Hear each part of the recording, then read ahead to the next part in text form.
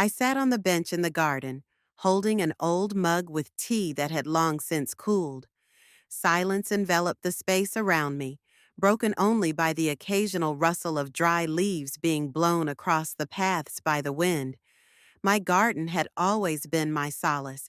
Here I found peace, even when my heart remained empty. It had been 5 years since Alfred's death. His absence was not a blow to me. Rather, it felt like the lifting of a heavy burden I had carried for far too long. Our marriage had never been easy. Alfred was a complex man, quick-tempered, sullen, and unpredictable.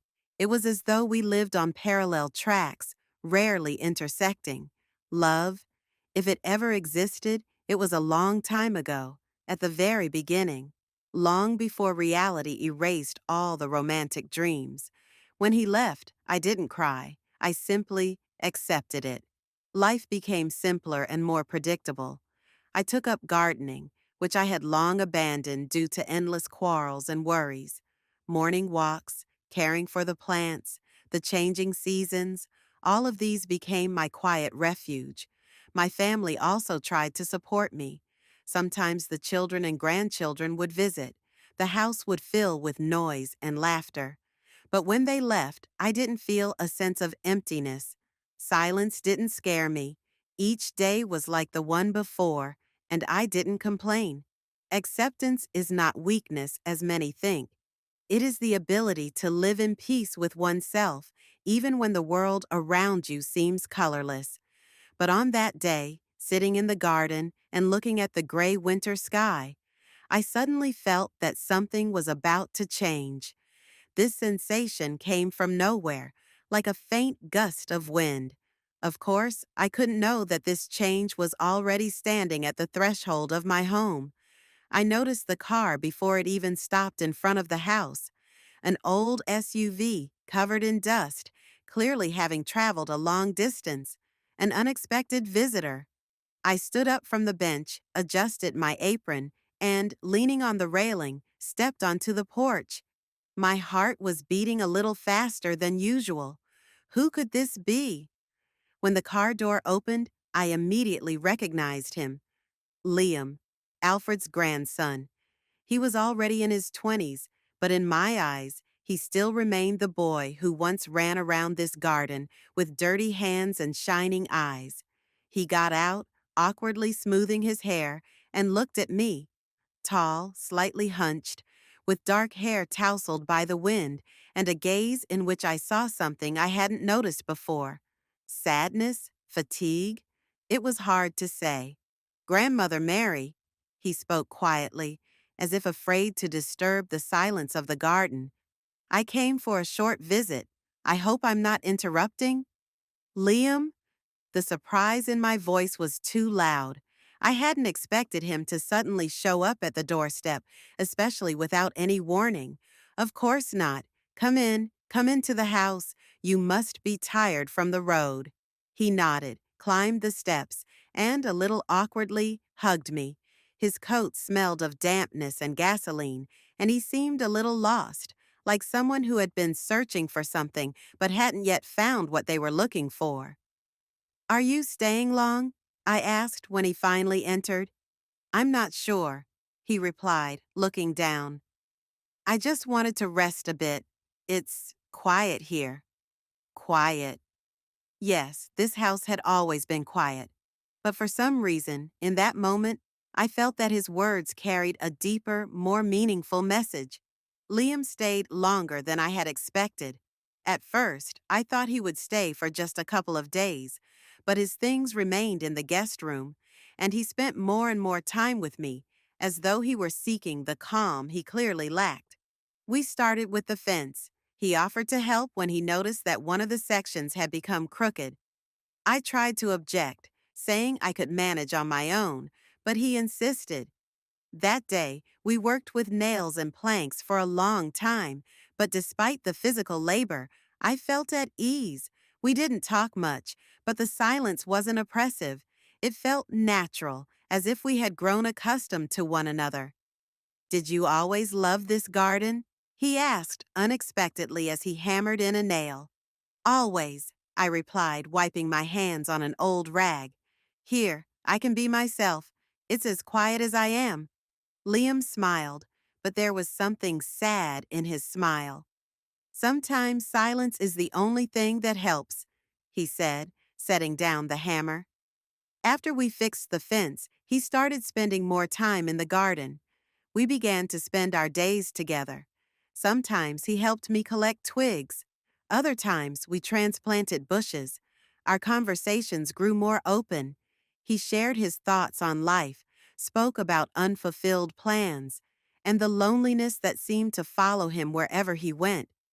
I listened, and his words resonated deeply within me. I too knew what it was like to be lonely, even when surrounded by people. One day, I suggested we clean up the attic, and he agreed immediately. We began pulling out old boxes full of forgotten things, yet still precious to the heart. Among them were photographs, stacks of pictures, yellowed with time. In one, Alfred stood next to Liam, who was still a little boy, holding his hand. He didn't smile much, Liam remarked, looking at the photo. I looked at the picture. Yes, Alfred's smile had always been rare, but now as I examined the photograph, I felt something strange. It was like a reconciliation with the past. He loved you, I said softly. He just didn't know how to show it. Liam nodded but didn't say anything. We continued sorting through the things, and I found it surprisingly easy to be with him. His presence seemed to fill the house with a vitality I had long since lost. Later in the evening, when we were drinking tea in the living room, he suddenly said, "You know, Grandma, you remind me of this garden. Calm but strong. You live your life, no matter what." I was taken aback by his words, but in that moment, an unspoken connection seemed to form between us. It was a warmth unlike anything I had felt before. I can't pinpoint the exact moment when our conversations and silence shifted into something more. That night, we sat for a long time in the living room, where the old fireplace barely kept the winter cold at bay. Liam spoke about his mother, Alfred's daughter, with whom I had always had a complicated relationship. I listened to him, feeling how each of his stories intertwined with my own memories, as though we were reading two chapters of the same book. "I think I've always been looking for something like this," he said quietly, gazing at the fire. "A simple peace, a place where you don't have to prove anything." "Did you find it here?" I asked, not even sure what I was expecting from his answer. He looked at me the way no one had ever looked at me. It wasn't just a glance. It was a moment in which everything was said without words. "Yes," he answered. We went up to the attic to find another box of photographs. Liam held the lantern, lighting my way as I pushed aside old trunks and shelves. By accident, I came across an album with family pictures. We sat right on the floor, flipping through the pages. There was Alfred, the children, and a younger version of me. I caught myself realizing that I hadn't seen these old pictures in years. In them, I looked so different, alive, joyful.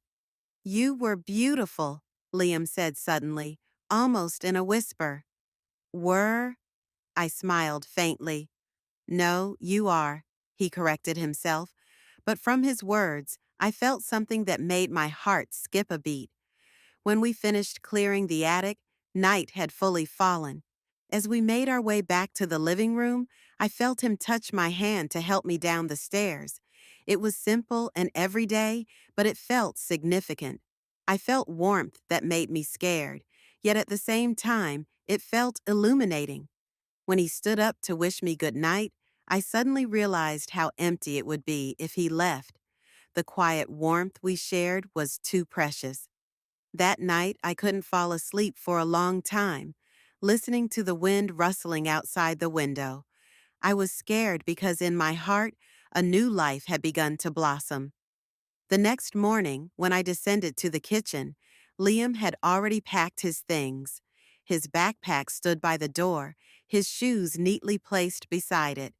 He sat at the table with a cup of tea that, like my life before his arrival, had cooled down. "You're leaving?" I asked, trying to keep my voice calm. He nodded, avoiding my gaze. "It's time. I can't stay any longer." He fell silent, as if struggling with himself. "It's not right." I felt a tightness inside me.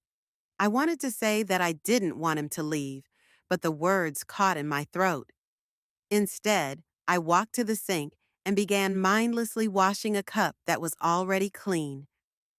"I don't want to hurt you, Grandma," he continued, "but I'm afraid that if I stay, everything will become even more complicated, for both of us."